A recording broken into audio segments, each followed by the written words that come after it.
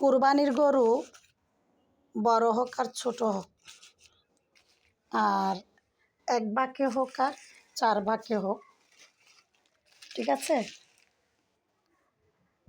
কুরবানি যেহেতু দিচ্ছি, কুরবানির মাংস তো ঘরে আসবে, মাংস তো রেডি করতে হবে। তো সেই জন্য নিশ্চয়ই মাংস কাটার জন্য প্রস্তুতিও নিতে হবে। তো সকলেই প্রস্তুতি নিচ্ছে হয়তো কেলার বরক দিয়ে। আমি কেলার বরক দিলাম না, আমার কাছে যা আছে তাই দিলাম। কেলার বরক নাই বা কারো গাছ থেকে আনতে হবে, আমার তো নিজের গাছ নাই, তাহলে আমি না হয় এগুলা দিয়েই আজকে কুরবানির মাংস কাটবো। তো মাংস আসা অবধি অপেক্ষা করব আমরা। তো এখানে হচ্ছে এই যে দা বটি রাখলাম বসার জন্য ফ্রি।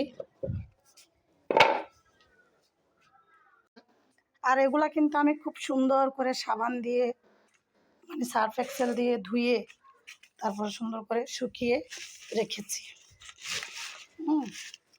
তো তারপরে একটু মুছে দিচ্ছি, যদি কিছু থেকে থাকে যাতে বালি টালি লাগলে বা ধুলো বালি লাগলে এগুলো যেন চলে যায়।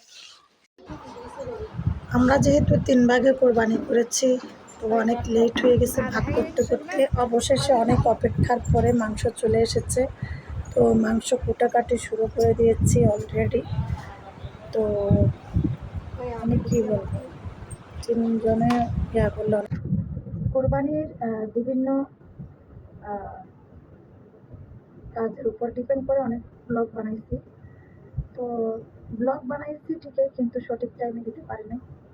এখন 12টা 37, সব কাজকর্ম শেষ করে তো এখন হচ্ছে এই যে ভয়েস দিয়েছি।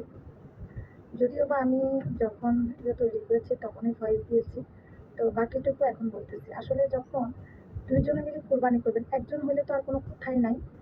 আপনারা পরিবারের সবাই মিলে একদম গরুটাকে খালায় চামড়া থেকে ছাড়িয়ে ঘরে এনে তাড়াতাড়ি ভাগ করে, মানে আপনার মাংস আপনি আপনার পছন্দ অনুযায়ী রান্নাটা করে ফেলতে পারবেন আত্মীয় স্বজনকে দিয়ে। আর হচ্ছে 2 ভাগে যখন করবেন সেটাও ঠিক আছে। একটা সামনের রান, একটা 2 জন 2 সাইডে, 2 জন 2টা নিয়ে নেবে, পিছনের রান 2টা 2 জনে নিয়ে নেবে। হ্যাঁ, তো কোনো সমস্যা থাকে না। আর যখন 3 জন হয় তখন কিন্তু অনেক ঝামেলা হয়ে যায়। এই যে চামড়া খালানোর পরে এই যে রান থেকে সম্পূর্ণ মাংসগুলো ছুটাই নিতে হয়, যেহেতু 3 জন, তখন হচ্ছে এগুলাকে দাঁড়িপাল্লায় মাপ দিতে হয়, যেহেতু কারো মনে কোনো ধরনের